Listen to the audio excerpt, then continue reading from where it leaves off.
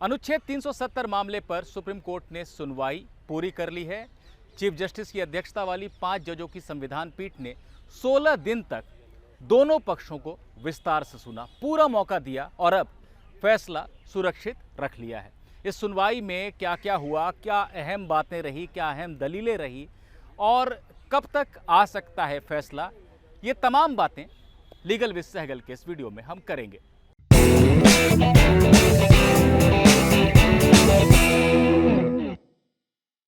जैसा कि मैंने आपको बताया कि 16 दिन तक ये सुनवाई चली है, बहुत विस्तार से संविधान पीठ ने पूरे मामले को सुना है। तो जाहिर सी बात है कि अगर इसको हम पूरा बताने लगें या पूरी चर्चा करने लगें तो शायद कई घंटों का वीडियो ये बन सकता है, लेकिन ये कोशिश रहेगी कि अगले 4-5 मिनट में मैं आपको पूरी बातें, जो मुख्य बातें बताए जाने लायक हैं, वो बता सकूं। चलिए सबसे पहले शुरुआत इसी बात से करते हैं कि ये मामला आखिर शुरू कहाँ से हुआ। वैसे तो इसकी शुरुआत होती है तब से जब जम्मू कश्मीर का विलय हुआ था भारत में और उसको एक विशेष दर्जा दे दिया गया था। संविधान का अनुच्छेद 370 रखा गया था जो अलग से एक दर्जा देता था।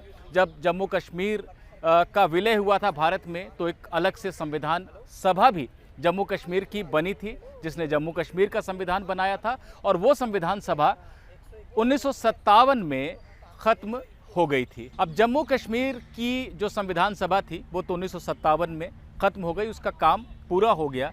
लेकिन उसके पूरा हो जाने के चलते ये धारणा बना दी गई कि 370 का जो प्रावधान है, जो विशेष दर्जा देता है जम्मू कश्मीर को, जिसके चलते भारत की संसद की तरफ से पारित बहुत से कानून जम्मू कश्मीर में लागू भी नहीं हो पाते थे और तमाम दिक्कतें थीं, वो अनुच्छेद 370 अब स्थायी हो गया है।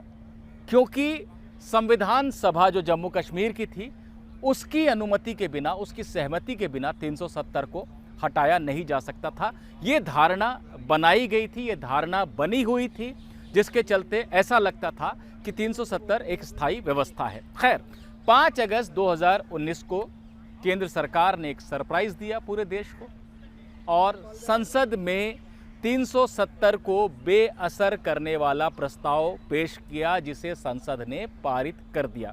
देखिए, 370 को हटाया तो नहीं गया संविधान से, लेकिन उसे बेअसर कर दिया गया और जम्मू कश्मीर का विशेष दर्जा खत्म कर दिया गया।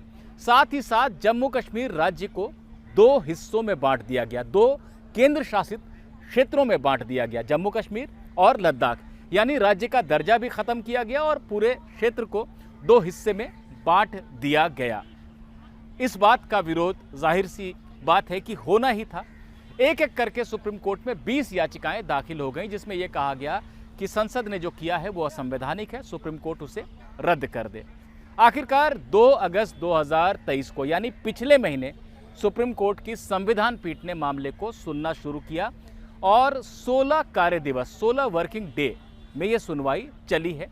अब 5 सितंबर 2023 का दिन है जब ये कार्रवाई पूरी हुई है। शुरुआती 9 दिन याचिकाकर्ता पक्ष को मिले, बाद में 6 दिन तक 370 हटाने का समर्थक पक्ष यानी केंद्र सरकार और इस फैसले का समर्थन करने वाले जो संगठन थे उन्होंने दलीलें दी और आखिरी एक दिन याचिकाकर्ता पक्ष ने अपना जवाब दिया, जो बातें सरकार की तरफ से कही गई थी उनका। तो इस तरह से 16 दिन तक ये सुनवाई चली है। चलिए जल्दी जल्दी बात कर लेते हैं कि मुख्य दलीलें क्या रहीं। देखिए, मुख्य दलील जो याचिकाकर्ता पक्ष की थी, जो 370 को हटाने का विरोध कर रहा था और पुरानी स्थिति की बहाली की मांग कर रहा था, उसका यह कहना था कि जब 1957 में जम्मू कश्मीर की संविधान सभा खत्म हो गई थी, वो अस्तित्व में ही नहीं थी, तो फिर 370 कैसे हट सकता था, ये हो ही नहीं सकता था। इस पक्ष की तरफ से यह भी कहा गया कि ऐसा मान लेते हैं कि विधानसभा जो जम्मू कश्मीर की थी उसको संविधान सभा के जैसा दर्जा देकर कम से कम उससे पूछा जाना चाहिए था। लेकिन जिस समय यह फैसला लिया गया उस समय संविधान सभा तो दूर की बात है, वो तो 1957 में खत्म हो गई थी, लेकिन विधानसभा भी अस्तित्व में नहीं थी, राष्ट्रपति शासन लगा हुआ था। ऐसे में यह पूरा का पूरा फैसला असंवैधानिक है। इस पर जज बहुत आश्वस्त नजर नहीं आए थे। ये दलील सुनने में अहम लग सकती है, लेकिन जजों ने साफ तौर पर कहा कि आप ये कह रहे हैं कि 1957 में संविधान सभा खत्म हो गई थी जम्मू कश्मीर की, तो इसका मतलब ये है कि 370 एक स्थायी व्यवस्था हो गई। हम इसे स्वीकार नहीं करते हैं। जम्मू कश्मीर को कुछ विशेष दर्जा जरूर मिला हुआ था, लेकिन संसद को अधिकार था राज्य से जुड़े मामलों पर कानून बनाने का, और संसद ने कानून बनाया है। हमें सिर्फ ये देखना है कि ये सब कुछ संवैधानिक तरीके से हुआ या नहीं हुआ। सुप्रीम कोर्ट ने एक और अहम टिप्पणी की। सुप्रीम कोर्ट ने यह भी कहा कि जब जम्मू कश्मीर ने भारत में विलय को स्वीकार किया था, उसी समय उसने अपनी संप्रभुता खो दी थी। तो यहाँ कोई संप्रभुता का सवाल नहीं है। एक याचिकाकर्ता मोहम्मद अकबर लोन के वकील कपिल सिब्बल ने जनमत संग्रह की बात की कि पहले जनमत संग्रह की बात होती थी कि जम्मू कश्मीर के लोगों से राय ली जाएगी। सुप्रीम कोर्ट ने कहा नहीं, ऐसा नहीं हो सकता, भारत में ऐसी कोई व्यवस्था नहीं है, भारत का संविधान इसे नहीं मानता, जनमत संग्रह का तो सवाल ही नहीं है।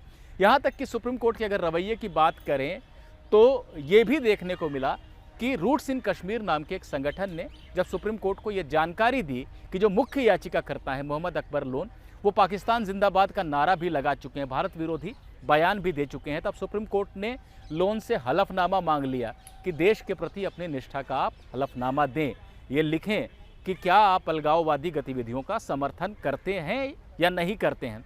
लोन ने जवाब दिया है, हालांकि उस जवाब से केंद्र सरकार बहुत संतुष्ट नजर नहीं आई, लेकिन उन्होंने जवाब दिया कि मैं एक सांसद भी हूं और सांसद के रूप में जो मैंने शपथ ली है कि देश की अखंडता और देश के संविधान को बनाए रखने के लिए मैं संकल्पबद्ध हूं, मैं उससे बंधा हुआ हूं और मैं इस बात को सुप्रीम कोर्ट में दोहराता हूं। यानी पाकिस्तान जिंदाबाद का नारा लगा चुके व्यक्ति से भी सुप्रीम कोर्ट ने देश के प्रति अपनी निष्ठा का प्रमाण मांगा। चलिए अब एक बार बात कर लेते हैं कि केंद्र सरकार ने क्या कहा। याचिकाकर्ता पक्ष ने तो तमाम बातें कह दी, जनमत संग्रह की बात कर दी, ये कह दिया कि संविधान सभा ही जब अस्तित्व में नहीं थी तो ऐसा नहीं हो सकता था। केंद्र सरकार ने कहा, पहली बात, हम देश की अखंडता को बनाए रखना चाहते हैं और देश हित में हमने ये फैसला लिया। जो परिस्थितियां थी, जिस तरह से आतंकवादी हमले हो रहे थे, पत्थरबाजी की घटनाएं, घुसपैठ की घटनाएं हो रही थी, उनके चलते हमने ये फैसला लिया कि देश हित में यही अच्छा रहेगा कि अब ये 370 की जो बात है इसे स्थायी रूप से बंद कर दिया जाए।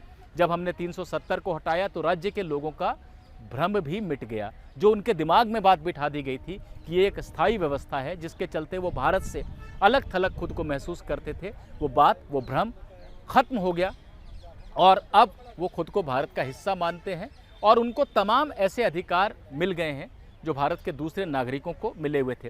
केंद्र सरकार ने यह भी कहा कि 370 के साथ साथ जम्मू कश्मीर में 35A भी लागू था, जिसके चलते राज्य में बसे बहुत सारे लोग ऐसे थे जो वहां पर ज़मीन नहीं खरीद सकते थे, नौकरी नहीं कर सकते थे सरकारी, और मतदान भी नहीं कर सकते थे। ये मौलिक अधिकार है जिससे वंचित रखा गया था लोगों को, वो भी अब दूर कर दी गई है वो बाधा, और अब सभी लोगों को मौलिक अधिकार मिल रहा है जो भारत के किसी नागरिक को मिलना चाहिए। सुप्रीम कोर्ट ने तमाम बातें सुनी, अकबर लोन का हलफनामा भी देखा और सरकार के समर्थन में और भी कई लोगों ने अपनी दलीलें रखी। सारी बातों को सुना।